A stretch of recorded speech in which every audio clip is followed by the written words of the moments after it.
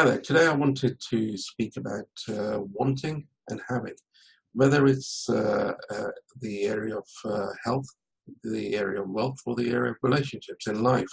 We all want things, and we also all have things.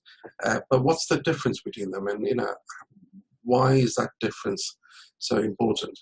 Because I'm sure, like me and like most other people, you have goals. You have intentions in life that you want to achieve something with your life. And I just want to demonstrate how wanting and having and knowing the difference between the two can make a real impact on whether or not you actually have something. So I'm just going to go over to a sketchpad and just show you that. So I'm going to use the example of a pendulum. So let me just draw the pendulum.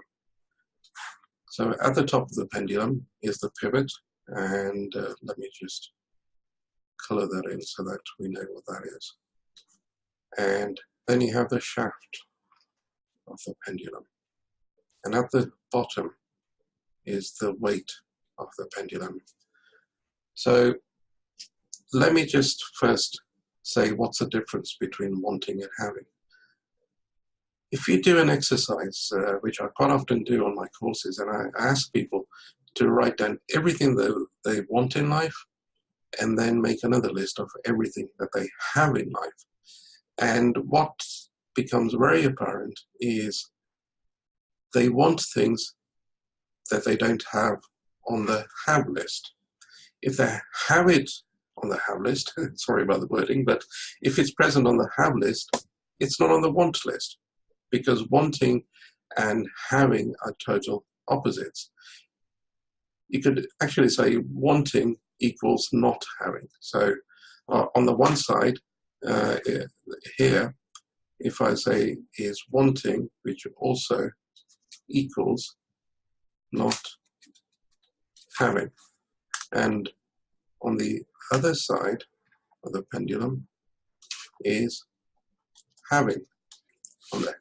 So when you make the two lists, on the one side is want, and things that are on the want list aren't on the have list. And things which are on the have list aren't on the want list.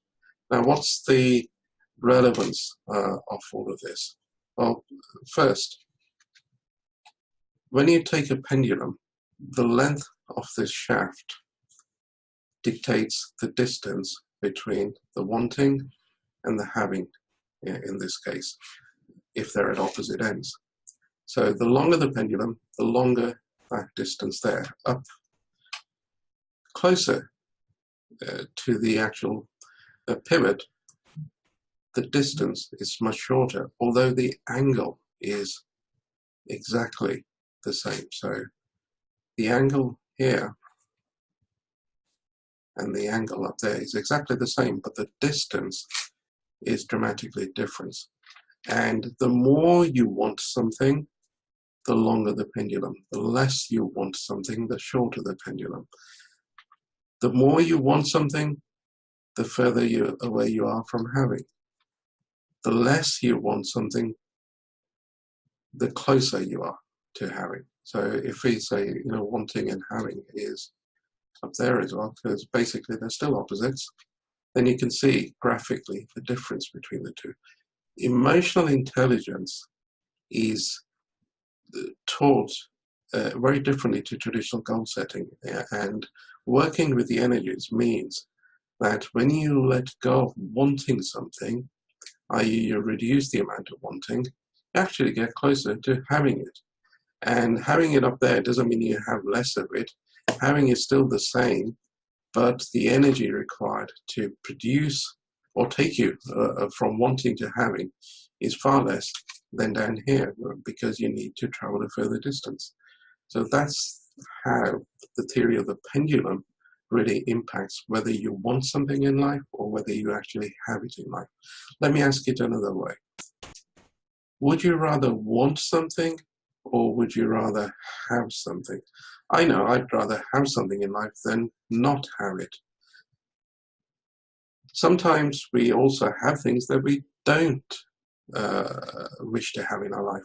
So, for example, if there's something that's not working out right, we might be in a relationship that we actually don't want in life. So if we don't want it, then effectively we've got to move away from having it to not having it, which is down here. Same thing, you've got to let go of the energy of having, and you'll go over to the not having much more easily than if you are really caught up in those emotions. So that's a very basic, but I hope helpful explanation of the pendulum theory applied to wanting and having and to goal setting. So thanks very much, and hope to see you again on another video.